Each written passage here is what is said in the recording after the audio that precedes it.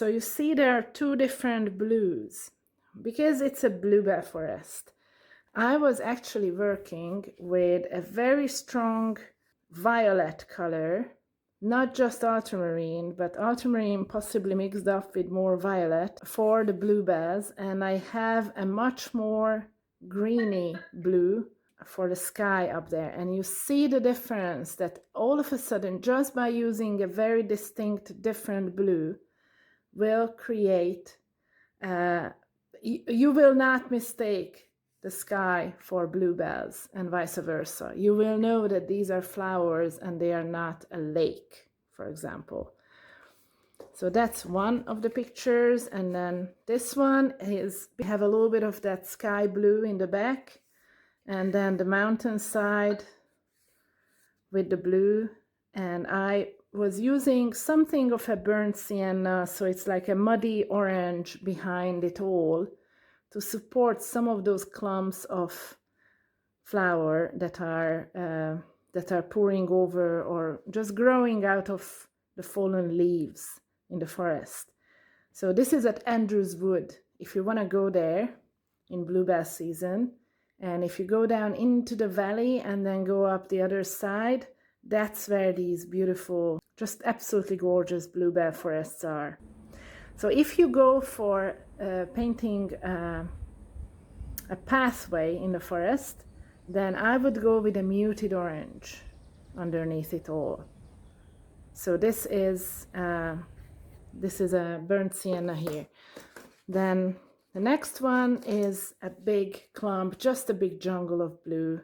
I was trying to break it down into a blue versus green, purple versus yellowy green play, and just hinting at the trees sticking out from that jungle. I used a tiny bit of white gouache to add highlights here and there, but when you are out there doing a sketch, you are not working on a perfect painting. You are taking notes. So 1, 2, 3, 4, 5 little dabs with a white gouache will remind me enough of, just don't forget to add the sunshine on it. And then another one here, this is more of a vertical image of a bluebell forest that's with the trees, with these oak trees, with those quirky, beautiful lines. So this is, I painted this because I wanted to see what is the effect, how much the design of a tree would clash with the beauty of the bluebells underneath. So if you break up the bluebells into nondescript, you blob them on, okay? So you make the bluebell, the bottom of the forest, as a big blobby blues and violets and sunlit violets down there.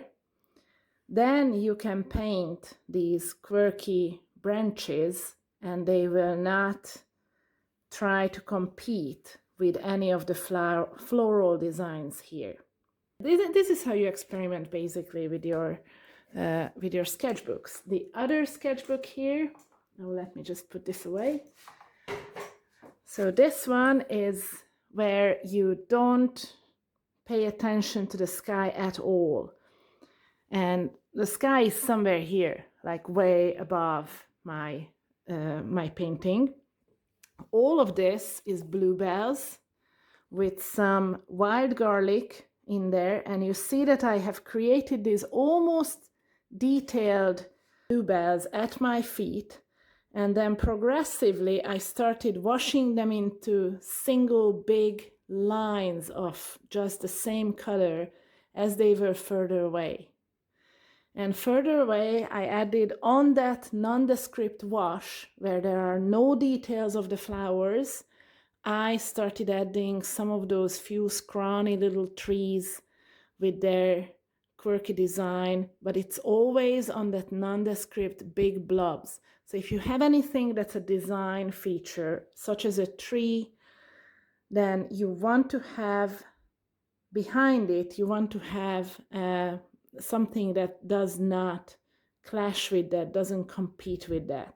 Like I have this here, I don't even remember what it was, you know, some different plant. Maybe it's a wild rose, brambles, whatever. But you see that it sort of clashes with everything else around it. At least to me, it feels like it's a bit too much. So this is a very, very busy sketch.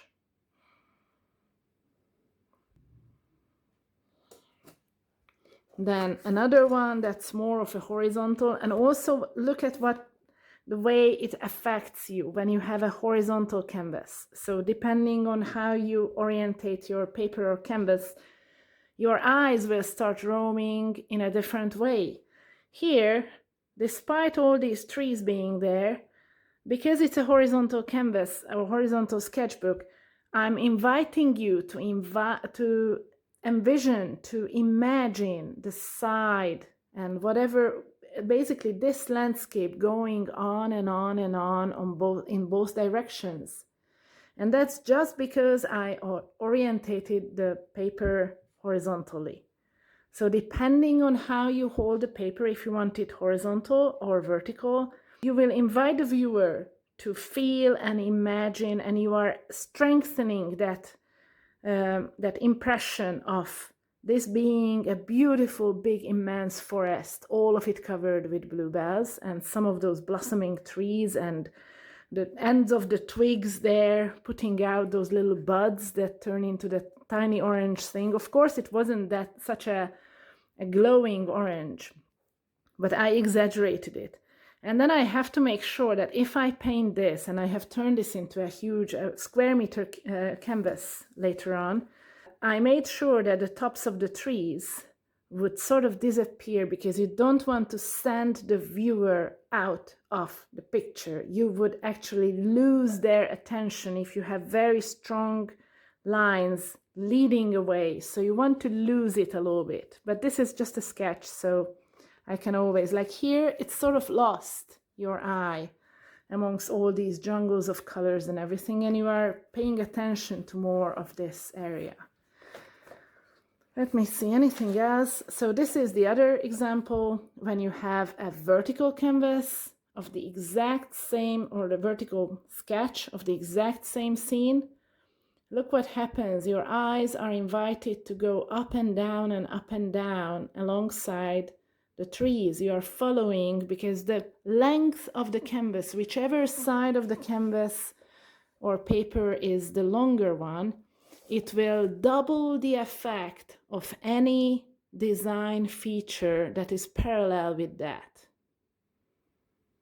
So this is one of the first decisions that you need to make. Do you want to make it look like it's oh, what a wonderful, massive, big, beautiful, endless forest?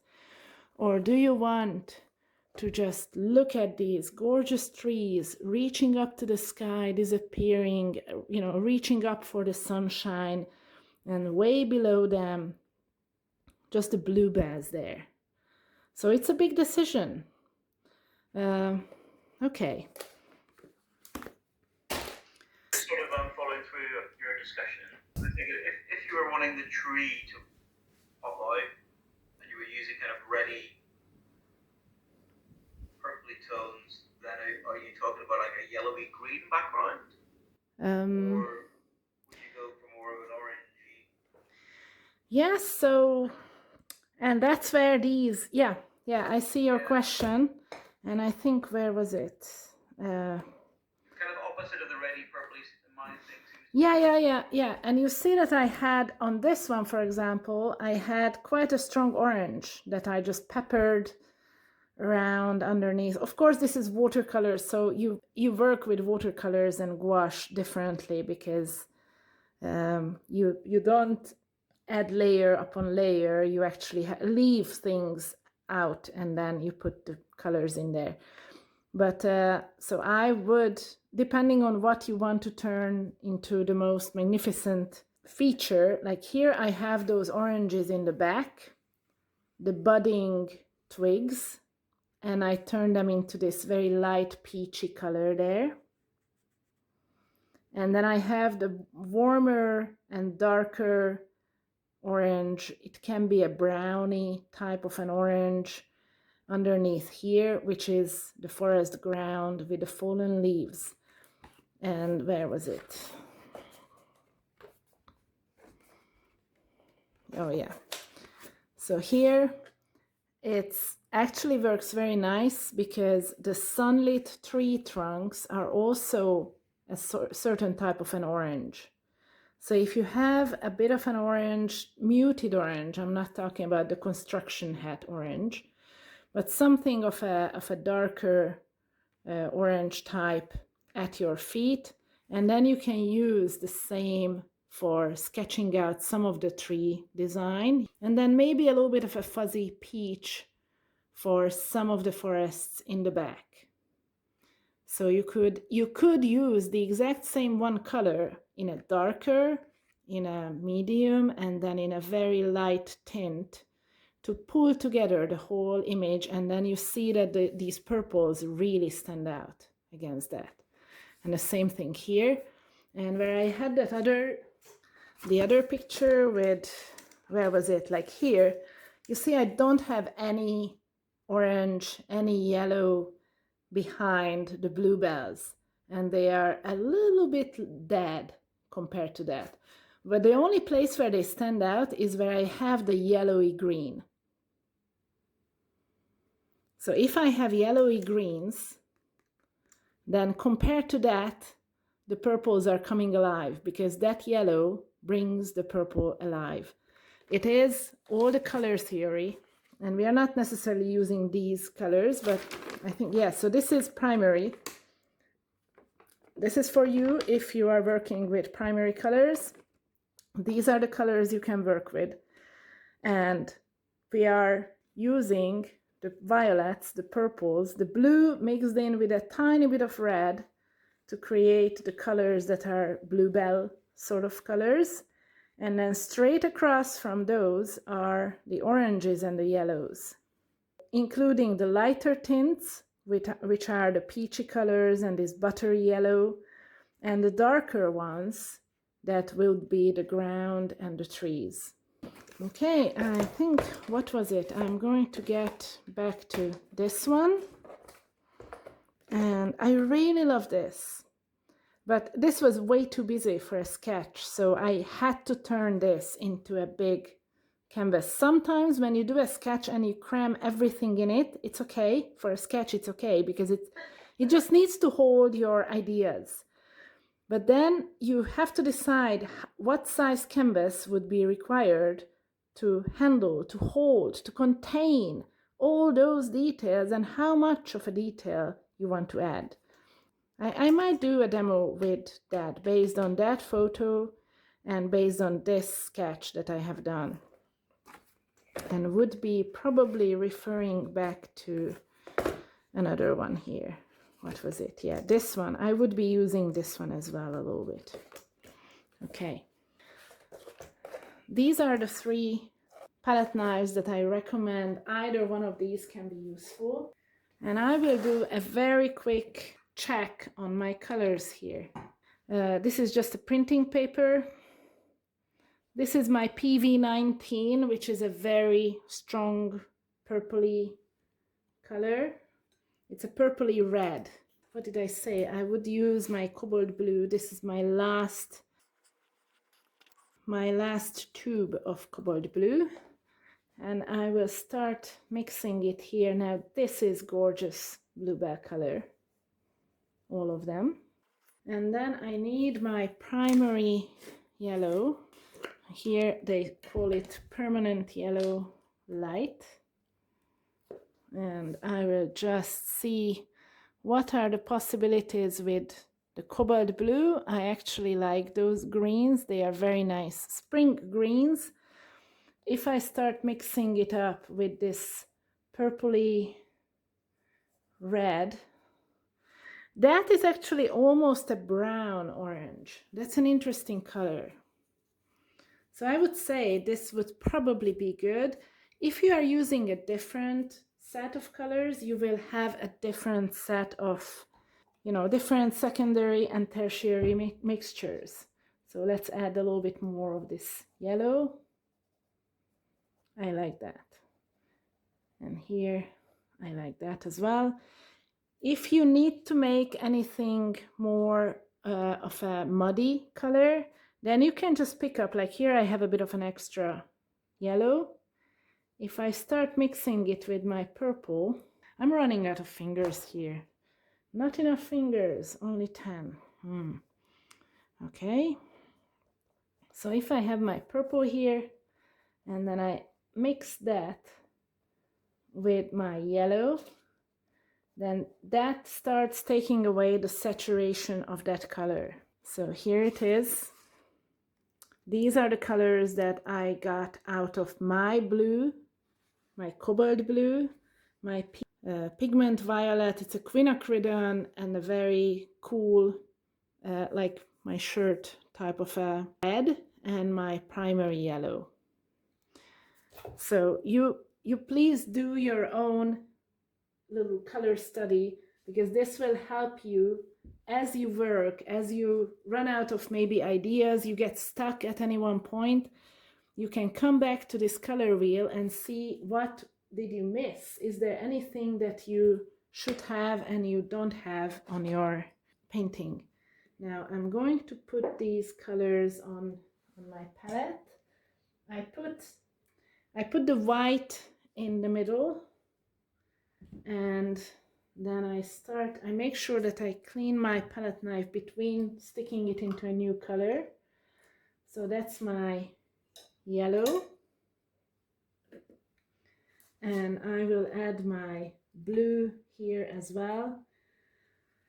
So I have plenty of space to mix any of the colors that I need. So I will pick up a little bit of the yellow.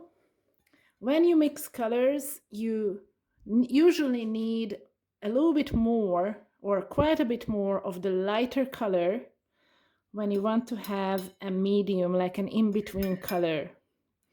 Here I'm mixing my sort of orange, and look at that, it's a lot closer to a brown than anything else. So it's not really a strong orange at all. And I need even more yellow. Almost I could mix that whole blob of yellow. And I just added a tiny bit of that quinacridone.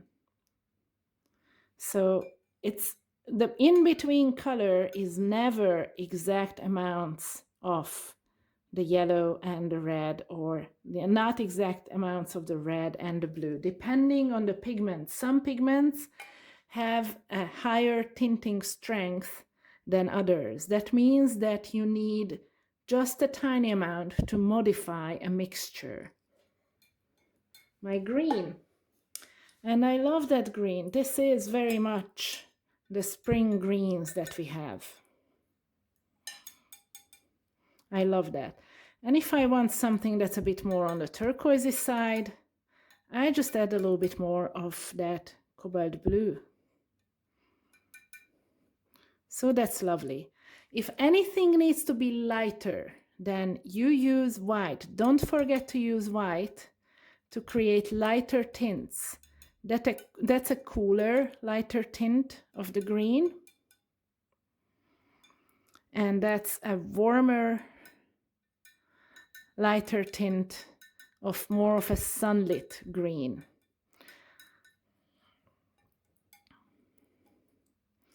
Then I go back to clean my palette knife, because I want to see my bluebell colors here. So you can just use, if you have cobalt blue, you can use cobalt blue straight out of the tube to paint bluebells. If you want to create more of a purpley, this bluebell forest ground, and you want to distinguish it from the sky, then you want to add a tiny bit of that red and create a bit of a purpley mixture here.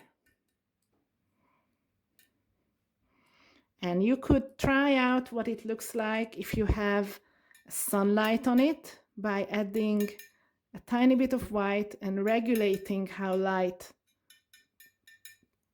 that bluebell forest is. If you don't have cobalt blue, you could try a little bit of ultramarine. for me, that's a little bit too dark. So that's why cobalt blue is a lighter color to start with. So I need to add less white. All right, so it's just a third of a sponge that I will start working with. And this is plain old water.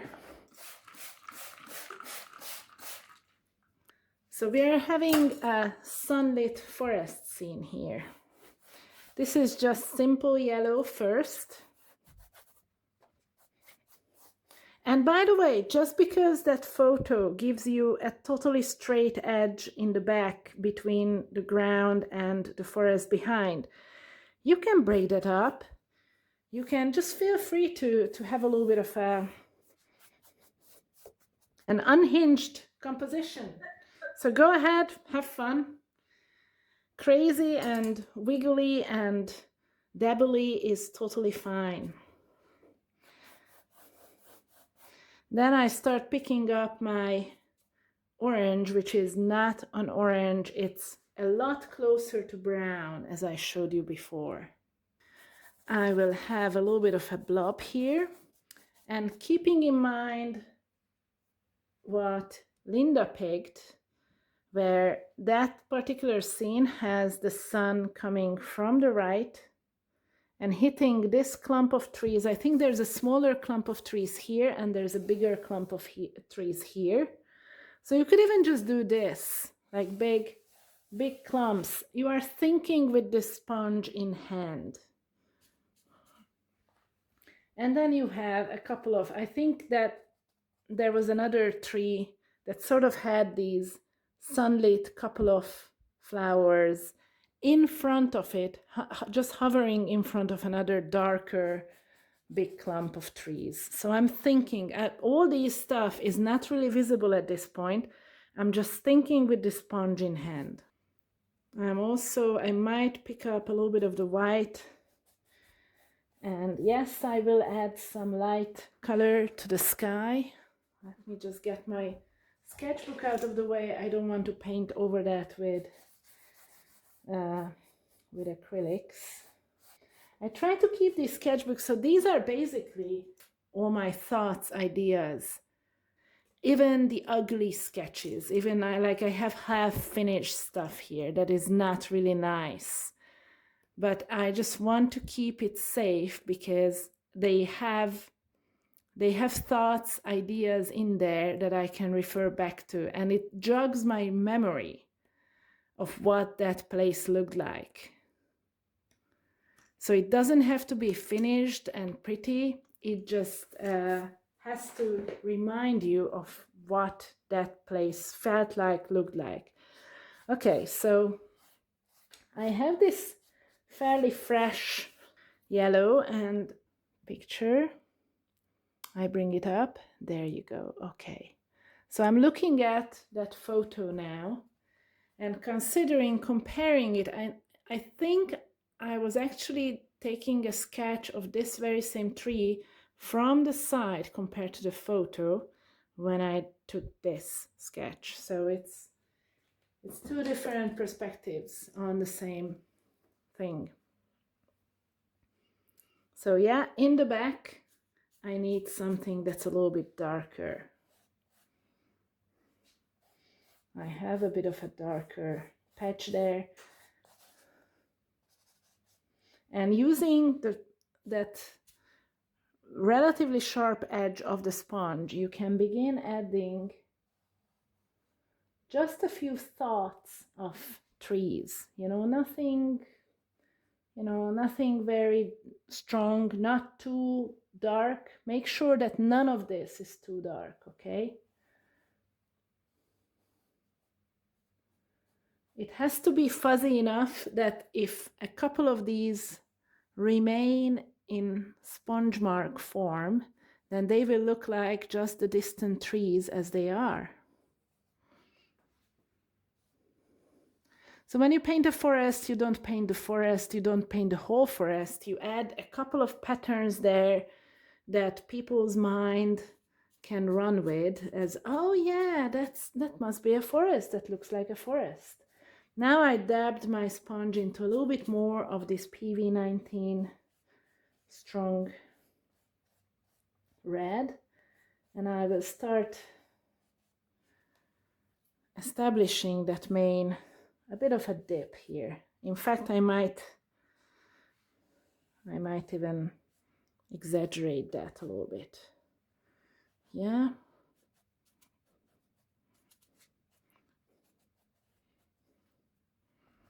You can just take the bottom part of the sponge and start dab it around like that. Create a bit of a cluster feel, like there's a clump of a bush there behind everything.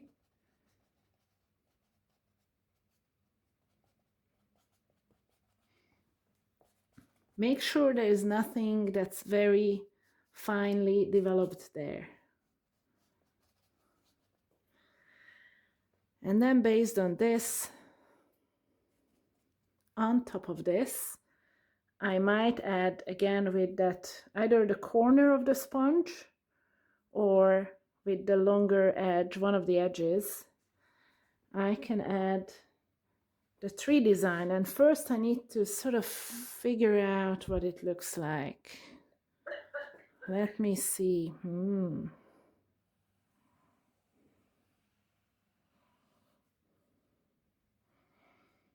I love that. It is, just like you said, it's quite architectural.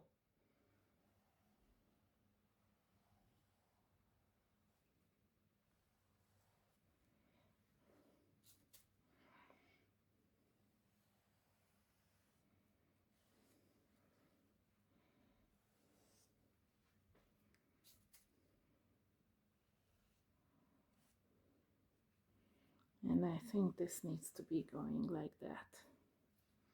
Yep.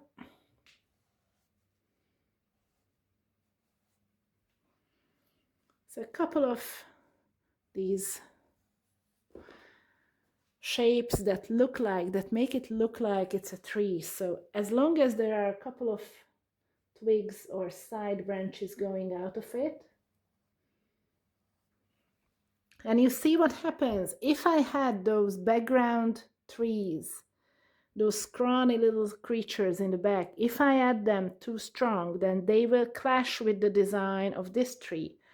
But if I don't add them, then it's a lot more difficult to make this swirly design in the middle of the painting to make it look like it's a fallen tree, because there is nothing else to relate it to. So you want to have some ideas, some gentle thoughts in the back that, yeah, it's actually a forest. Oh, then this swirly big, I don't know, is it cables? Is it ropes for a ship? What is it? Is it like a fantastic extraterrestrial creature? What is it? But if you have some forest designs in the back very gently, then your viewer can make sense of it. All right, this is a tree. I see.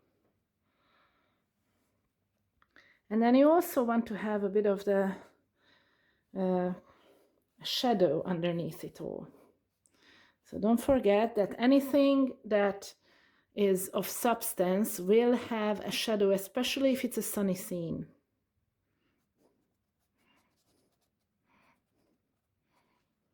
All right. And what I have here is I just want to add a couple of, because you need to recycle the same color, I want to add a couple of sponge marks for the flowers in the front. So this is the main structure. This is the skeleton. This is the map of my artwork before I start painting it. That's about as far as I would go with it.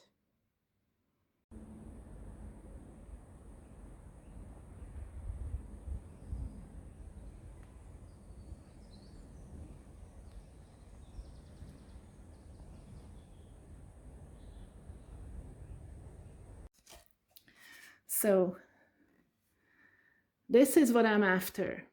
And you see there are a zillion different types of blues there, and it's all highly textured, very textured. You've done that with a palette knife, have you? Yes, all of it is palette knife, and some of it is even done with inks. And then I went on top of that with more palette knives. Some of the bluebells, as they are in the shadow, they will have a much darker blue. My one issue with ultramarine blue is that this is such a purpley type of a blue that at night, if you have, so this is the type of blue that's ultramarine. You see the two different blues here. That's more. Do you think ultramarine's better? No. What I'm saying is that ultramarine, whatever you paint with ultramarine, if you hang it in a dining room and you turn on that very nice warm light for a nice dinner conversation, your ultramarine blue will turn into a pitch black. Let me see, I bring up my reference photo here. I'm going to work from the back towards the front. One of the things I start with is a bit of a cobalt blue with white. That will be the sky. I'm going to use it so the same sky color, the same pigment in whatever gentle way, but it is going to come back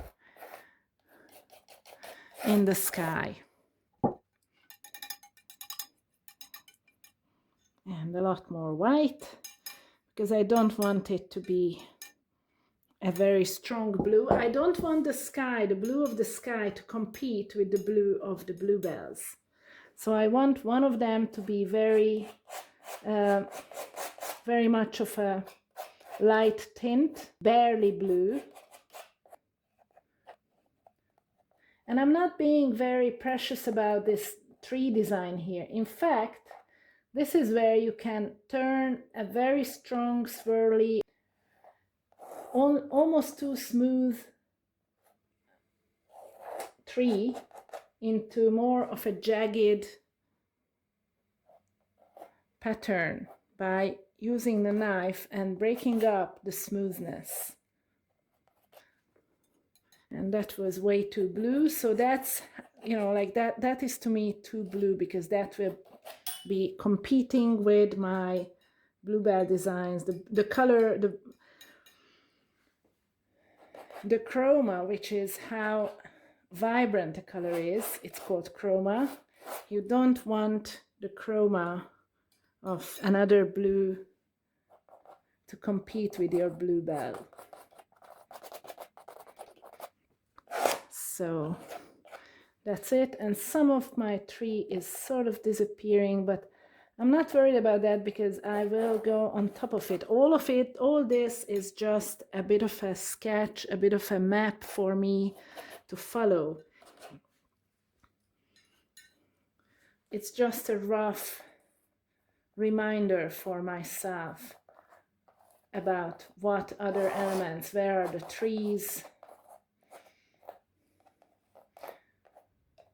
what else I want to paint there.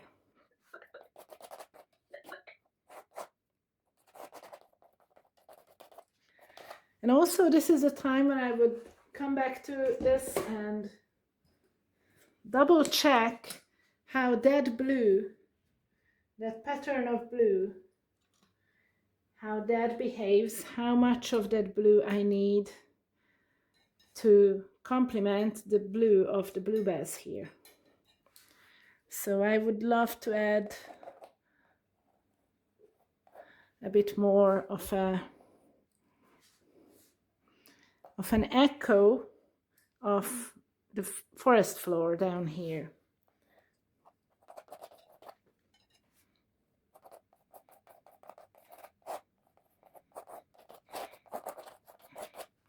All right, and this is when I would come back for the green. So let's have some of the greens there.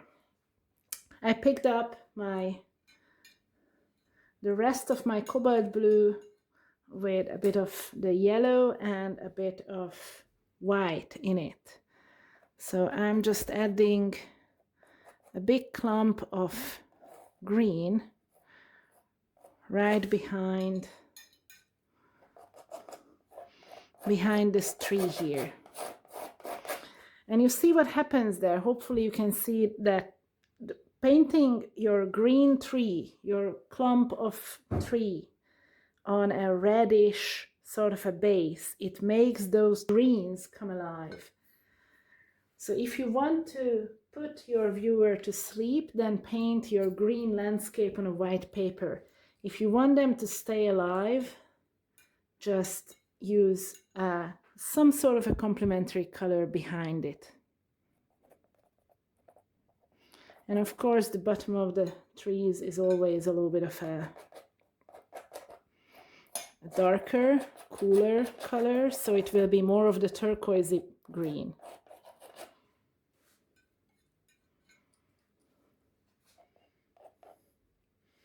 And here I love that.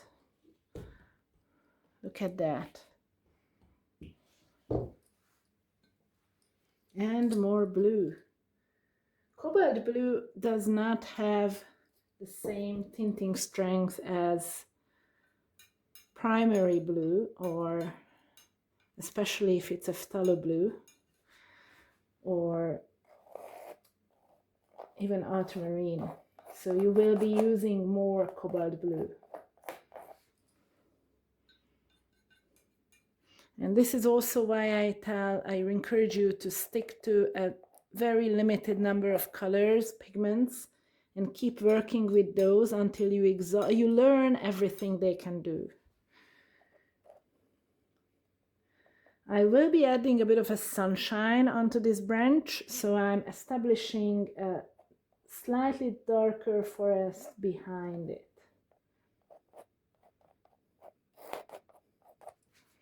So I have a clump of bushes in the back there.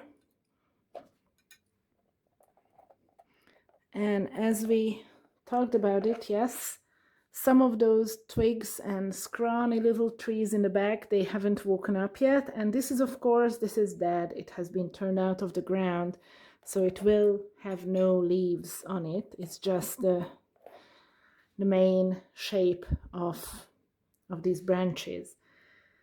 Now, I have the background, I have the sky, I have this tree design. I might actually just pull it up a little bit towards the sky. And by the way, if you create these sweeping motions, look at what I'm doing here. I pick up the knife and I just swirl it around, pull it up. This is how you designed a windy day scene. You pick up the knife and you just swirl it around and make sure that it sort of curves back into the painting.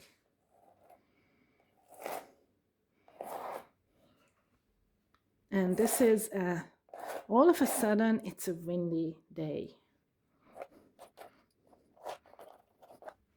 Okay, I go back towards my ground.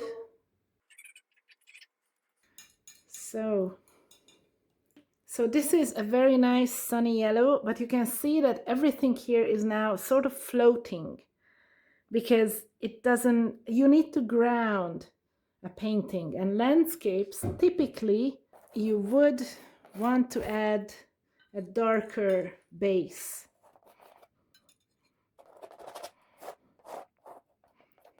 And I might run the two elements together here, by the way, because I want this tree to sort of stand out against the background. So I have the ground. I need to paint it.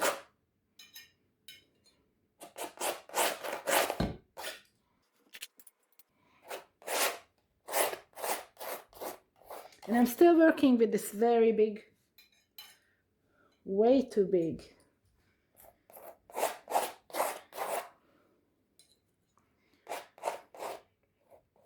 palette knife.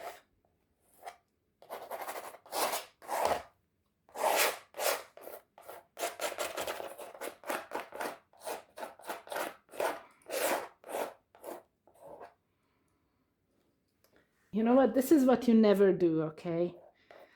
Picking up the color and just pasting it straight on.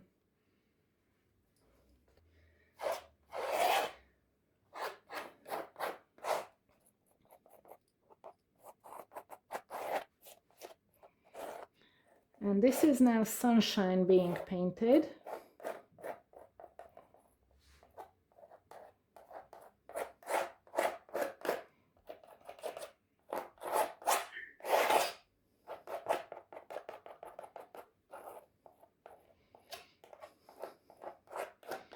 And I have one issue here. You might see it, that stretcher bars show through. This is like a store-bought canvas. When something like this happens, what you can do is put some water up to boil and then hold it over the steam. So it will stretch and it will be like a drum. So you can always fix this. It can be easily fixed.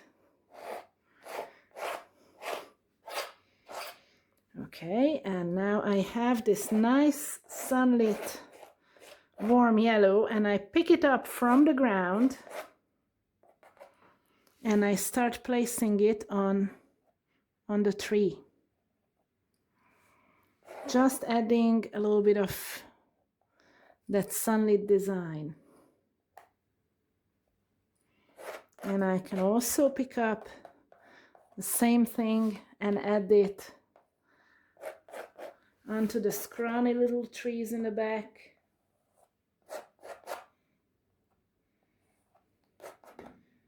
Poor fellows are not yet fully up to date with spring going on all around them.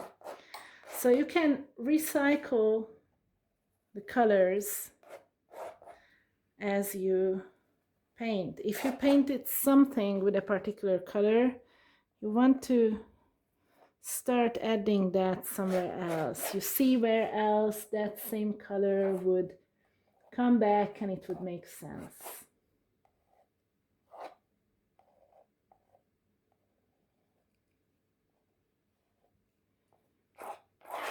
All right. So I think it's coming slowly, it's coming to life. Now a little bit more of my green here. I need more green. And because I'm using cobalt blue for my greens, I need to make sure that none of the green on the ground will be mixed up with my cobalt blue that is there to signify bluebells. So I need sufficient amount of yellow in there. I need so much yellow for this painting. I really didn't expect that. Yeah, but I think until recently I was working with a lot of cadmium yellow, and that you need less of that. So again, you run into these types of problems if you keep swapping the colors that you work with. Okay, so I've got a little bit of the sunny greens here.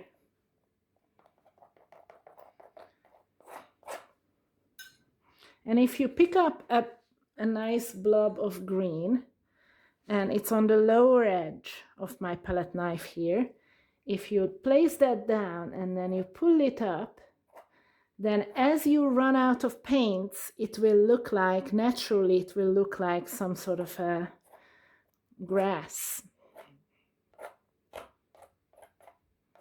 And ideally, you work from the back towards the front. So you are covering that very sharp bottom line, like this one here. There's a bottom line. If I paint on top of it, and I keep coming closer and closer to myself. So you work your way into the foreground, starting with the background. And I'm going back with a little bit of a whiter light green, which is the sunlit part of those bushes in the back, and I will create that sunlit effect, keeping in mind that the sun is coming from the right hand side onto this painting.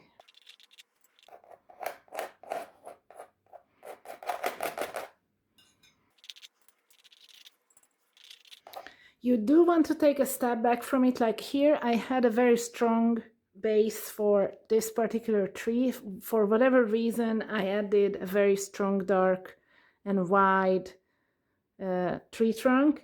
I'm painting that over with some fuzzy palette knife marks that look like a bush, because I don't want to take away from the design of this tree here. I love that, and I want to build that up a little bit more. All right, so I've got the greens here.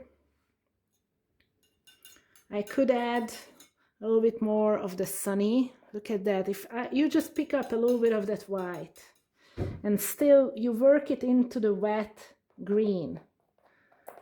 Look what happens. All of a sudden, the sun came out. Very gently, you work your way back from the background towards the foreground.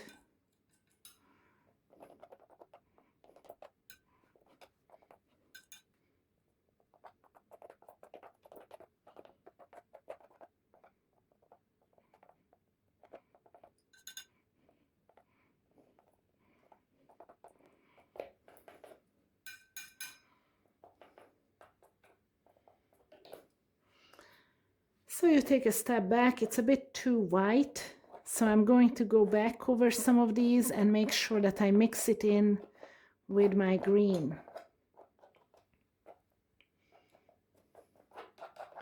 If you leave it like that, you can just claim that those are wild garlic. You can also do that.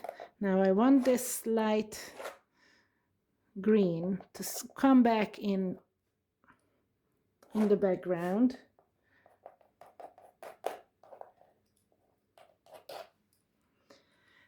And also, you see what I did here on the side, on the right hand side. I want everything, I want the viewer not to dwell too long trying to figure out how far the field, where the trees start, what is that, where's the bottom of that little young scrawny little tree.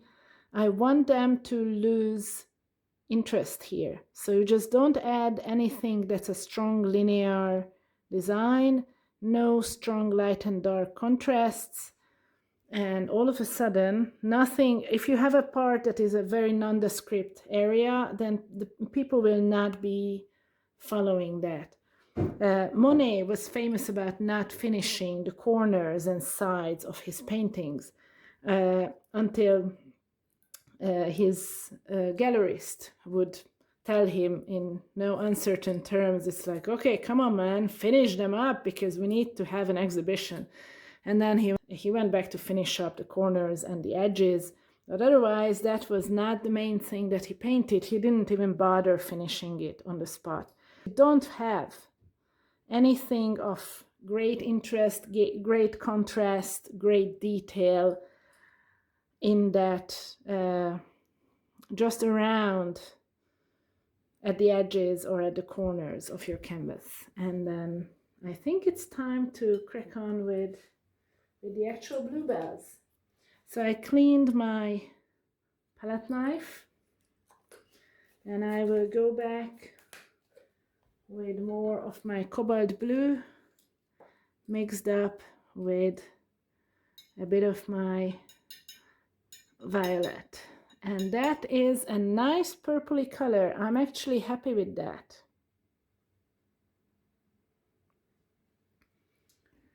So let's get on with that. In fact, I will need more of the white because I will have some areas that are white. And because everything is still quite wet, I need to be careful with what I do. I don't want to mix up my violet with the green. I don't want to turn it into a muddy color.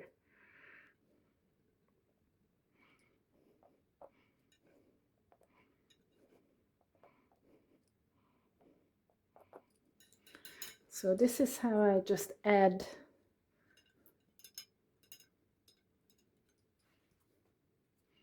some of the bluebell colors, and then on top of these darker bluebells, I would go and start adding some of the lighter ones, mixing up some white with the same color.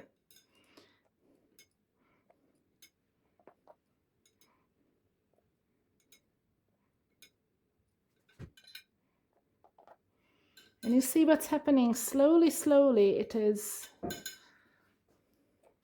coming to life. Then I would say as you go, as this layer would dry, and I hold it up so you can see it. This is my cobalt blue, and that is the sort of purpley blue that I mixed with my red.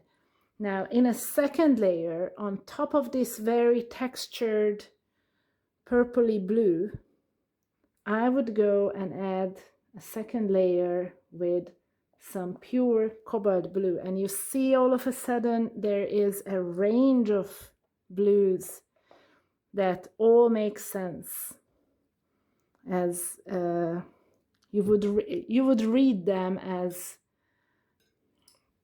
bluebells, because amongst all those purpley blues, if you have a little bit of this blue, the cobalt blue, then everything is turning into a bluebell forest design.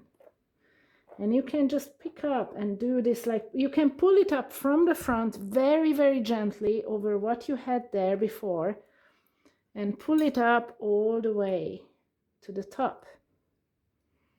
And you will be covering your own tracks. So the strong, sharp lines that are horizontal, you would be just painting over them by pulling up the color from the bottom all the way to the top.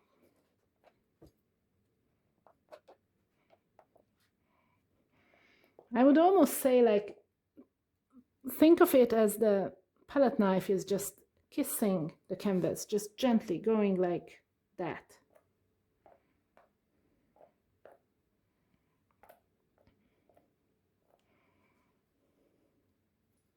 That's the main bluebell forest.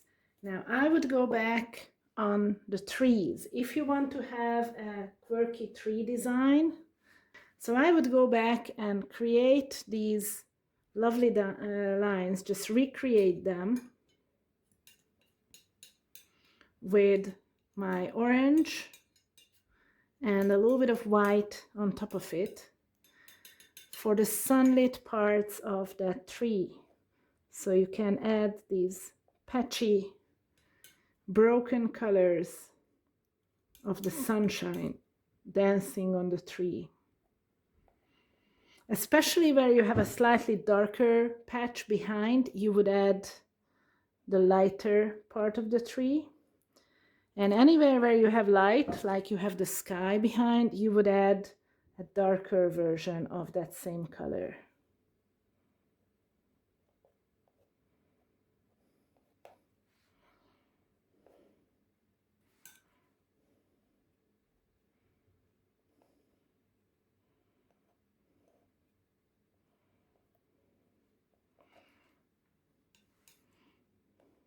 And this is the beauty of working with colors that are still wet, because if you work with wet in wet, like I'm not really paying a lot of attention to mixing up a proper off-white. I'll just pick up the white from my palette and paste it on to a still wet previous color, and that will mix on my canvas. Okay, I need to use the other side of my palette knife, so I swap it around, and this is how I get sort of rid of some of the too strong patterns, too strong designs here that I wouldn't want them to compete or take the viewer's attention away out of the image. So I turn that into a fairly mid-tone patch. And if you have some inks, then this is basically just a basic, like an underpainting for an inky design. So you can go on top of this with acrylic inks and create a more organic swirly design that just looks gorgeous. So I would go back on top of that, break up some of my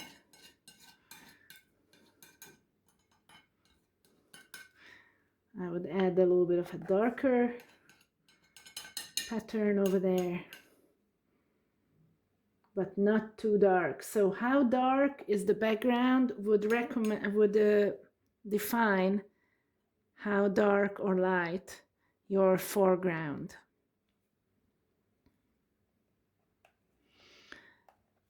Dark and light are not absolute. So value is not an absolute concept.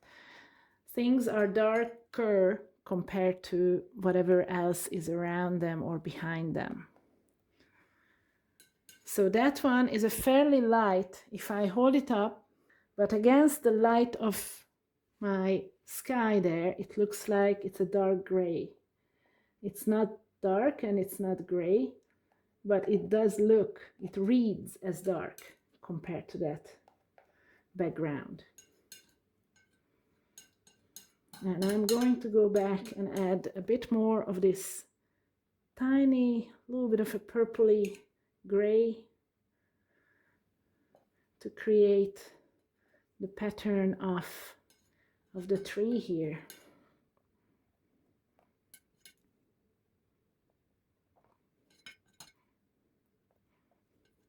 I really feel like I need more red. You know that no painting is done without me adding a little bit of an overdose of red. So I'm going back with this pinky gray and adding interest to the tree. So it has already several layers of colors, but the way not to lose track of where you are and what you are doing is to work from one color to the next. And then you are only juggling that one color and you are only balancing the one color and figuring out if you need a darker version of that, you need a lighter version of that. So I would say this is roughly where I would need to stop and wait for some of these colors to dry a little bit. And then go back on top of it and see if I need to add something else. I need to perhaps brush off or get rid of some of those very strong contrasts. Maybe add a bit of a pure white here and there for sunshine and for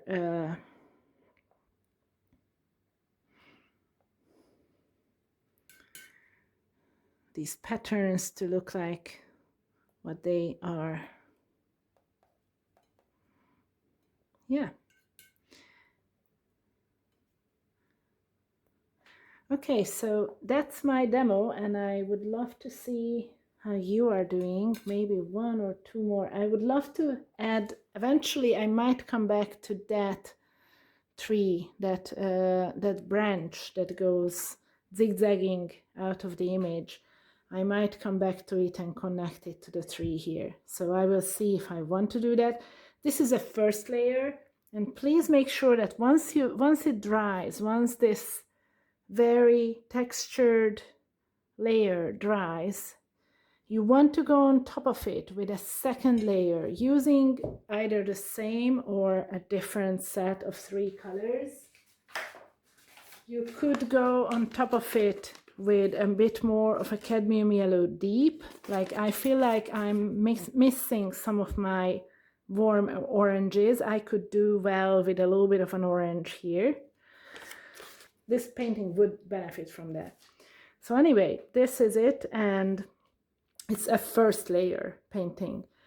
So what I would like you to do is, if you can wait for this to dry and add a second layer maybe just put it out in the sun, and in an hour probably it should be dry enough, and you can start scraping on top of it a second layer and create the type of effect I showed you on this painting here. Layers upon layers of knife marks, and the same is true for the background back there. So you can break it up into this. Up close, your artwork should look like just a crazy jungle of colors. And from a distance, it comes together as a landscape. All right.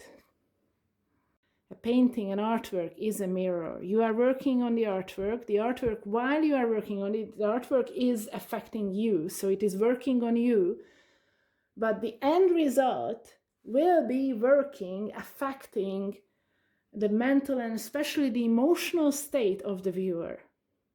You need to work yourself into that mindset and state that makes art inevitable. And then it just flows out of you. So that's why at the beginning we spend all that time going through the photos. If you have a video, if you could go out and walk the forest, go through the reference materials, ideally walk inside the reference material, soak it all up, and then when you are ready, we just burst it onto the canvas, and you are already thinking as you are doing some sketches outdoors, or if you take photos, or if you just stop there and watch and look and notice and wonder about the sunshine and all the lights and the effects and everything. That wondering, that's already part of the painting process. You walk there, you soak it in, you go through the reference photos, you ponder which one you like, what size canvas you want to fill, because the larger the canvas, the more possibilities you have, but it will take longer. On a smaller canvas, there is less possibility of big against small contrasts. So just a few things to consider, and I would love to see any of your further paintings. So you can just pop it against the wall on a sunny part of your garden, and it would dry very fast. Have a cup of tea, and then it will be dry and caked on, and those ridges, those very textured shapes, they will catch the next layer. Okay, so this is how you go on top of the previous painting with a new layer and add a very textured broken color effect using the textured marks of the previous layer. So you just pick up from a thin even layer of color, you pick it up with the knife and you start very gently pulling it over those textured marks.